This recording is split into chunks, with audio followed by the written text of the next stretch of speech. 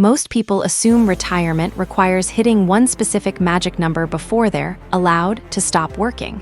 $1 million, $2 million, $25 times your annual spending. Whatever the figure, the message never changes. Until you hit it, retirement stays off the table. And there's a familiar follow-up narrative too. The earlier you want to retire, the bigger that number supposedly gets. Whatever you're currently targeting, it's probably not enough. Double it, maybe triple it. Only then can you even think about walking away from work. This narrative dominates financial media because it's simple, clean, requires zero nuance.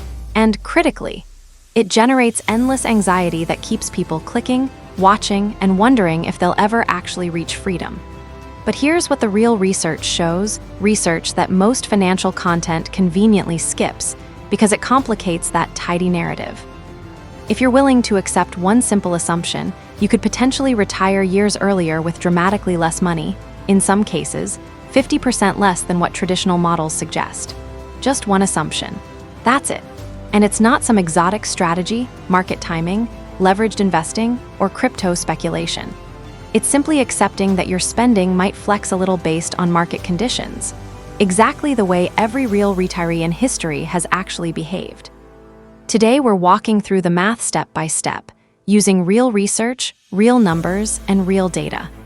By the end, you'll understand why the headline portfolio targets you see everywhere are technically correct, but fundamentally incomplete.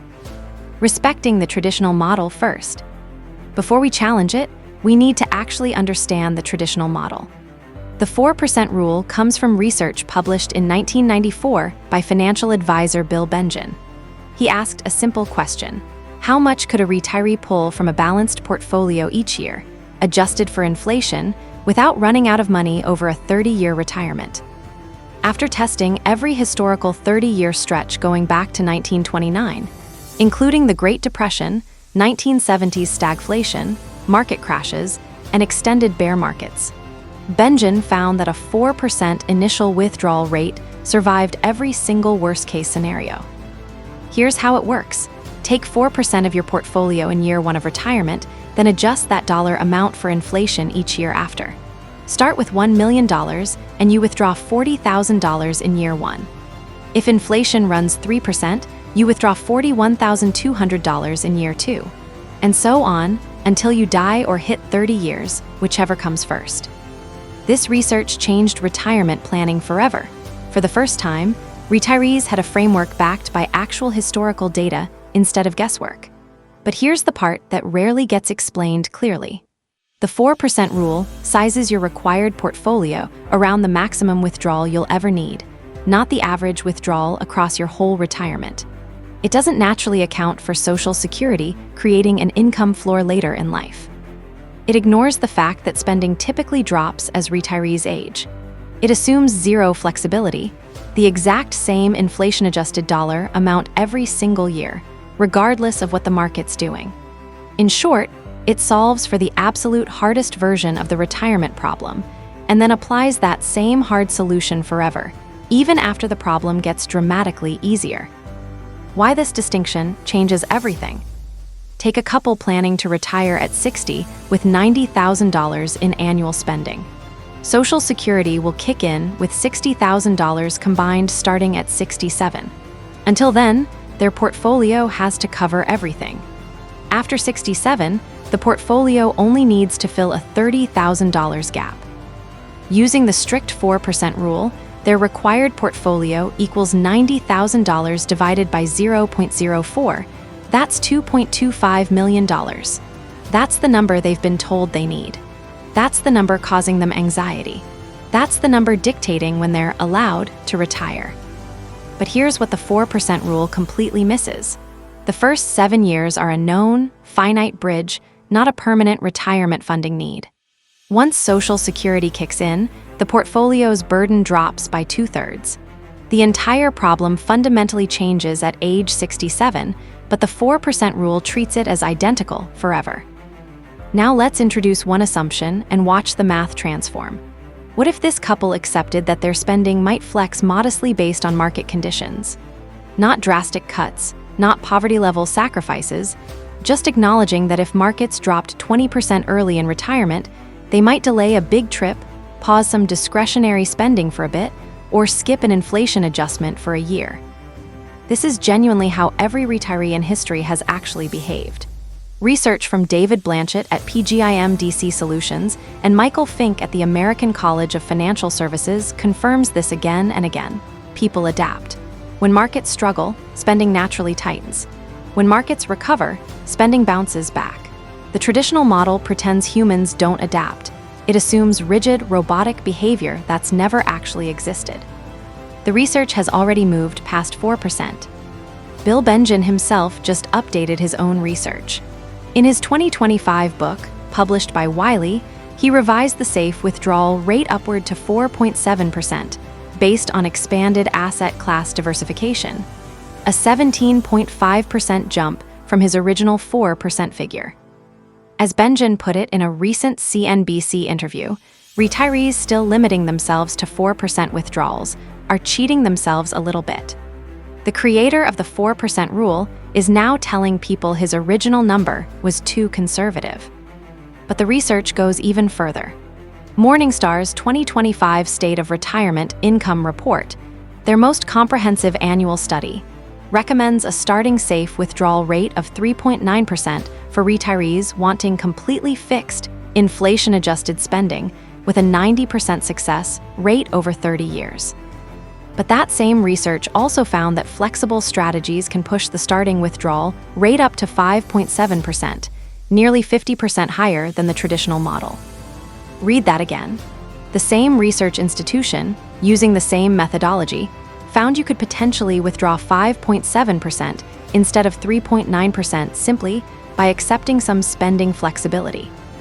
What does 5.7% versus 3.9% actually mean in portfolio dollars? Funding $90,000 in annual spending at a 3.9% withdrawal rate requires $2.31 million. At a 5.7% rate, it requires just $1.58 million, a $730,000 difference, purely from accepting that spending might flex with market conditions. The Geitinger guardrails approach, developed in 2006 and extensively tested since, shows even more dramatic results. The framework sets simple rules. If your portfolio does well enough that your current withdrawal rate falls 20% below your starting rate, give yourself a 10% raise. If poor markets push your withdrawal rate 20% above your starting rate, cut spending by 10% until you're back in the safe zone. Using this approach, Morningstar found that a balanced portfolio with 50% stocks supports a 5.3% starting withdrawal rate with a 90% success rate. More aggressive portfolios, 80-90% stocks, supported withdrawal rates between 5.6% and 5.9%. All equity portfolios using guardrails supported starting withdrawal rates as high as 6.3% in their analysis. PGIM DC Solutions 2025 research introduced what they call guided spending rates, which explicitly build in spending flexibility. For a 30-year retirement with moderate flexibility, their guided spending rate comes out to 5%, 25% higher than the traditional 4% rule. For retirees open to bigger adjustments when needed, that rate climbs even higher. Applying the research to our couple's real situation. Let's apply this to our couple's actual retirement math. Remember, they face two distinct phases. Ages 60-67 require $90,000 a year from the portfolio, with no Social Security help. Age 67 onward requires only $30,000 a year, since Social Security covers the rest. These are fundamentally different problems, and they shouldn't be solved with the same tool. Phase 1, the bridge, a known, finite 7-year stretch requiring $90,000 a year, totaling $630,000. But this money doesn't all need to sit ready on day one. A time-segmented approach can shrink that day one requirement. Years 1 and 2 might be fully funded in cash or T-bills, $180,000 held liquid. Years 3-7 might sit in bonds or a TIPS ladder, earning modest real returns before that money's actually needed. Assuming bonds or TIPS earn 2% real returns over that stretch, we can discount years 3-7 back to today's value. Instead of needing $450,000 up front for those 5 years, we'd only need about $408,000. Total bridge requirement: $588,000 instead of $630,000, without changing the spending amount, the timeline, or their risk tolerance. That's just simple present value math applied to a known, finite obligation. Phase 2, the core: the lifetime spending need once Social Security kicks in. Once Social Security covers $60,000 a year, the portfolio only needs to fill a $30,000 gap. This is where withdrawal rate research actually applies.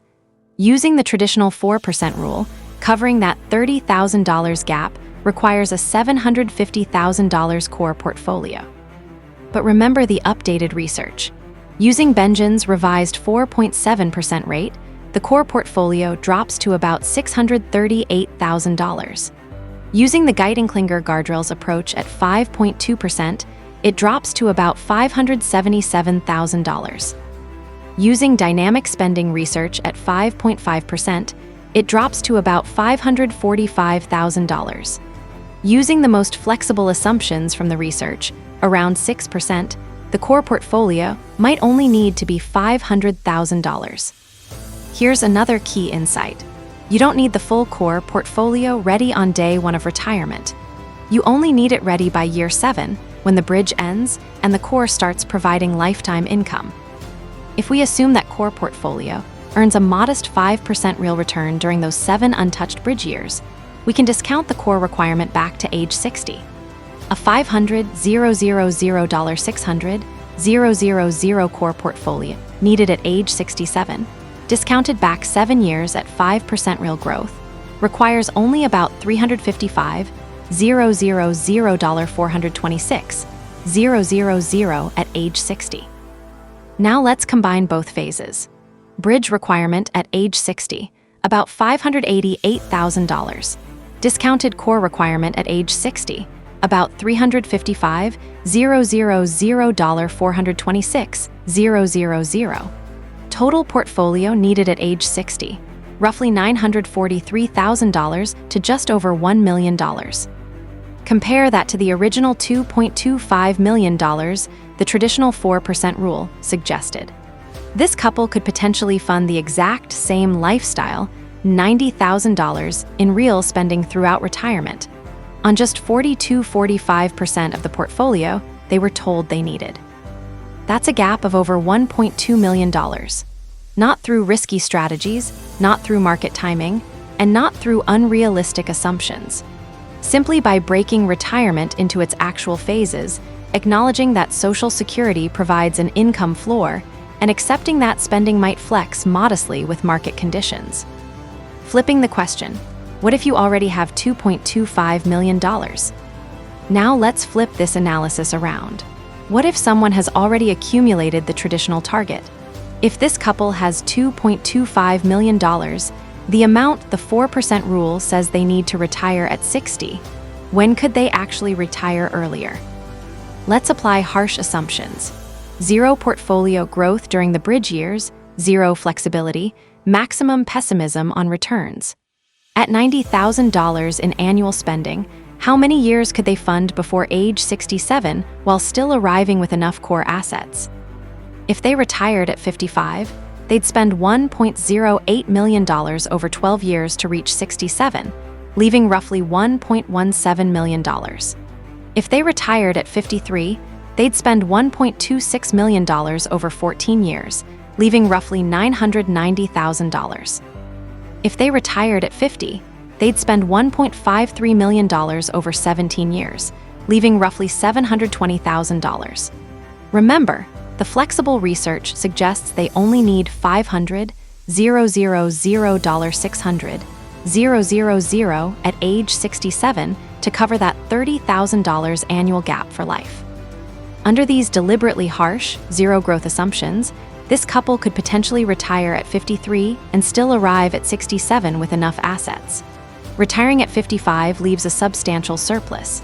Even retiring at 50 remains mathematically viable, though the margins get thinner. But remember, these assumptions are intentionally harsh. Zero portfolio growth over a multi-decade span defies basically all historical precedent. Add even a conservative 3% real growth during the bridge years, and the picture shifts further. Retiring at 55 with $2.25 million, they'd have roughly $2 million by age 67. Retiring at 53, roughly $1.9 million. Retiring at 50, roughly $1.8 million. The required core portfolio is only $500,000,600,000. Under conservative assumptions, this couple would have 3-4 times what they actually need if they retire in their early 50s. A late 40s retirement becomes mathematically possible. That runs directly against the dominant narrative, claiming $2 million barely funds a comfortable retirement at 65, let alone an early retirement in your 40s or 50s. Why spending naturally declines with age? The research explains exactly why this works.